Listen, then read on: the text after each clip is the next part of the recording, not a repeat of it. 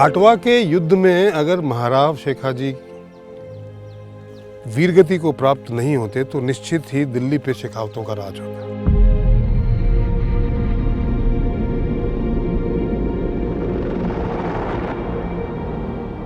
ऐसा क्या था घाटवा के युद्ध में जिससे गोड़ तो समूल नाश हो गए, परंतु शेखावतों का जो विजय अभियान है उस पे भी एक समय के लिए या बहुत लंबे समय के लिए जो है रुकना पड़ गया, वो रुक गया। ऐसा क्या था? देखिए, इतिहासकारों के अलग अलग मत है जो हम आपको दिखाएंगे, पर इस पूरे विषय में मेरा जो मानना है, चाहे वो कितना ही बड़ा खलनायक ही क्यों ना हो, पर वो अपने परिवार के लिए, अपने लोगों के लिए तो नायक होता है ना। रावण के परिवार के लिए रावण नायक ही था, विभीषण को छोड़ दें तो, और उनके पूरे परिवार के लोग जो हैं उसके लिए मर मिटे थे। ऐसा ही कुछ असर यहां देखने को मिलता है। शेखाजी की दंड नीति बड़ी प्रबल थी। वो एक किसी को दंड देते थे तो एक भयंकर दंड दिया करते थे। हुआ ये कि कोलराज गौड़ का जो सिर है, इसी वो सामने दिखाइए, ये अमरसर का गढ़ है और उस गढ़ के द्वार पे कोलराज गौड़ का सर जो है आके लटका दिया गया। पहले उसे वो छत्राणी है जिसके पति की उन्होंने हत्या की थी, जो वीरगति को प्राप्त हुए थे, पहले उस छत्राणी को वो सिर थाली में लेके पेश किया गया और उसके पश्चात उस किले के द्वार पे उसे लटका दिया गया। अब देखिए, लड़ाई के मैदान में क्षत्रिय मरते थे, वीरगति को प्राप्त होते थे, उससे बहुत गर्व की बात मानी जाती थी। उससे किसी को कोई बहुत ज़्यादा तकलीफ और दुख की बात नहीं थी। ठीक है, अपना मरता है, उससे तकलीफ तो होती है, पर ये जो घटना थी इसने घोड़ों को हिला के रख दिया। महाराज शेखाजी ये संदेश देना चाहते थे कि जो स्त्री का अपमान करेगा उसका मेरे राज्य में यही हश्र होगा, या मेरे राज्य में क्या, आपके राज्य में भी यही हश्र होगा।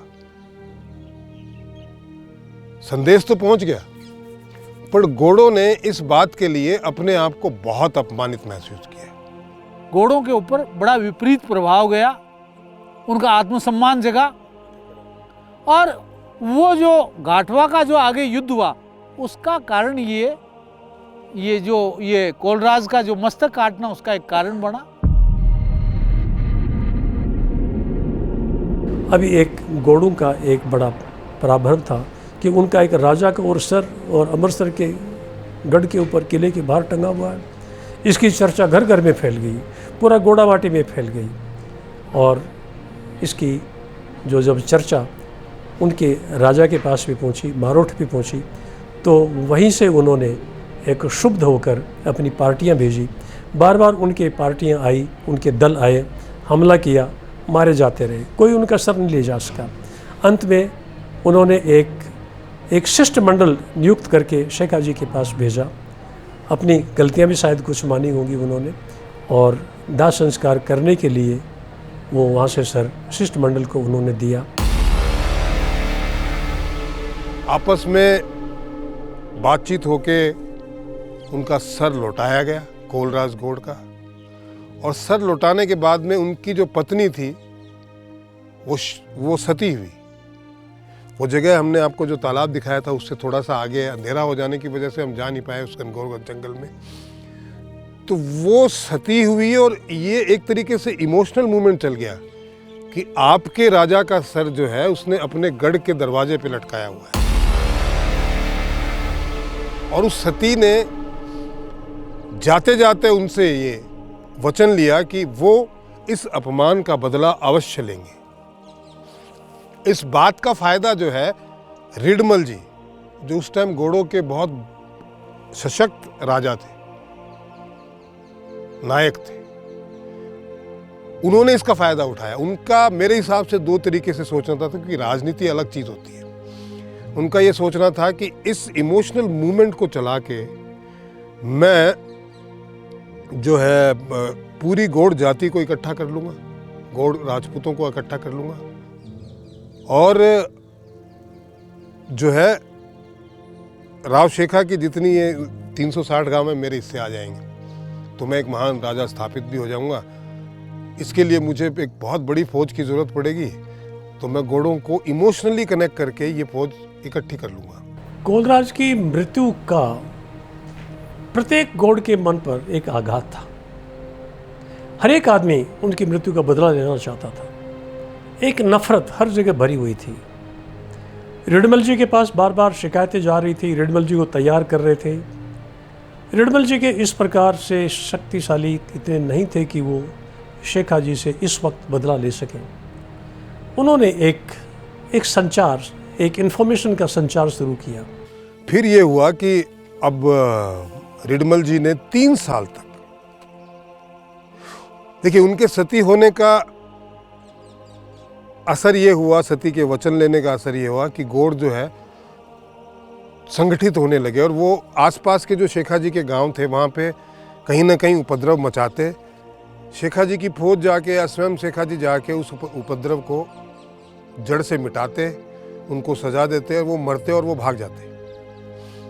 और इस पीरियड को उन्होंने, रिडमल जी ने इस्तेमाल किया कि इमोशनली गांव गांव नगाड़े पे घर घर जाके उन्होंने संदेश दिया कि हमें कोलराज की मौत का बदला लेना है, हमें अपमान का बदला इन शेखावतों से, शेखा से लेना है। उनके घोड़ों पर नगारे डले हुए उनके राणा थे।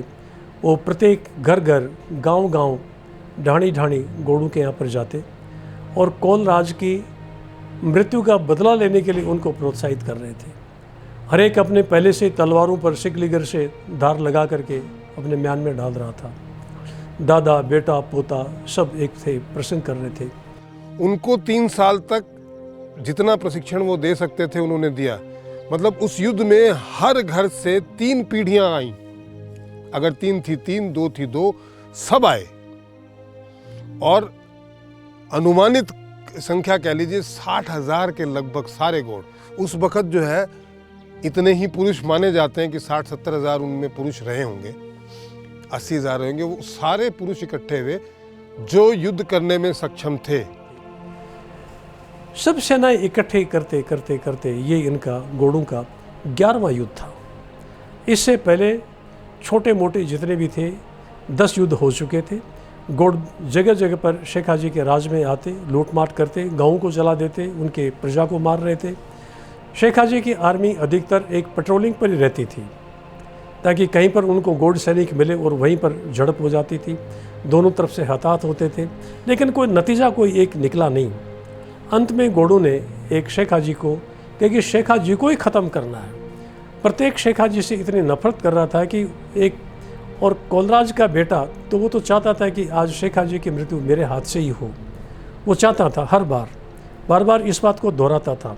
तो इतनी बड़ी विशाल सेना हो जाने के बाद, उनको छोटा मोटा प्रशिक्षण देने के बाद, तो वहाँ से वो मारोट से निकलकर और घाटवा के पास खुले मैदान में, जहाँ पर एक खुला मैदान है डुंगरी के पास में, वहाँ पर इकट्ठे हुए और शेखा जी को निमंत्रण दिया।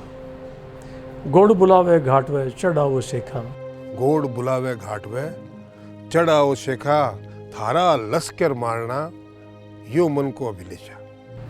हम तो सुना है कि आप बड़े बहादुर हैं, अभिलाषा है कि हम आपको देखना चाहते हैं, आपसे 2 हाथ करना चाहते हैं। सुना आपकी शेखाएँ बड़े, आपकी सेनाएं हैं, शेखा जी की सेनाएं बड़ी एक भयंकर हैं, युद्ध विशारद है, हम देखना चाहते हैं, उनके बाहुबल को तोलना चाहते हैं।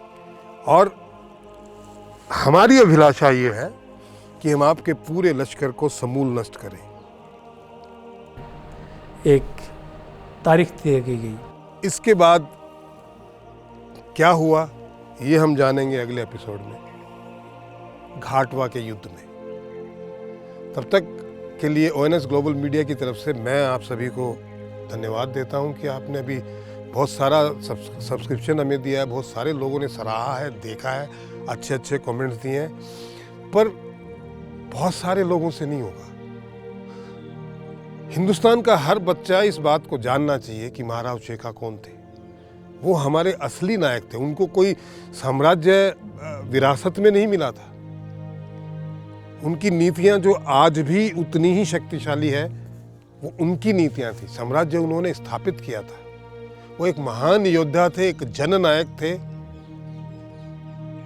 इसलिए हम सबको पूरे हिंदुस्तान तक इन चीज़ों को पहुंचाना चाहिए, जिससे कि हमें भी उत्साह मिले, प्रेरणा मिले, लोगों को भी प्रेरणा मिले, हम आगे बना पाएं। इसी तरीके की कहानियां आप तक लाते रहें और असली योद्धाओं को आपसे परिचित कराते रहें, जिससे कि आप अपनी आगे आने वाली पीढ़ी को या अपने जान पहचान के लोगों को परिचित करा सकें। तो कृपया सब्सक्राइब और लाइक और कमेंट और आगे इसको विस्तारित कीजिए। महादेव।